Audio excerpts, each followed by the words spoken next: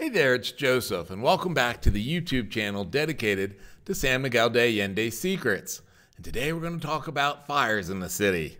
As always, if you need more information, in the descriptive box below, there's links to various websites, including a link to Amazon.com that has all 10 of the best-selling books in the San Miguel de Allende Secrets book series for sale.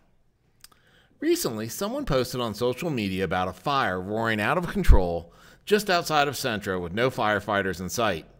I received messages all day asking if Senor O'Leary's cow had, once again, set a city ablaze.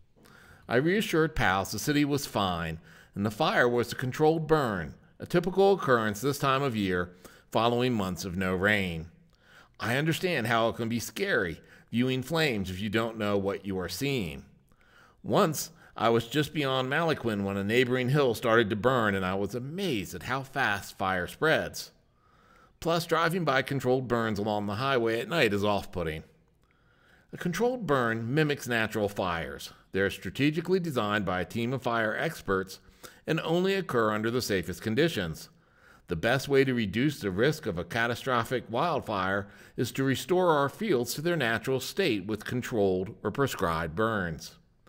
Advocates of controlled burns state they keep our communities safe by protecting our natural resources while ensuring that the environment stays healthy.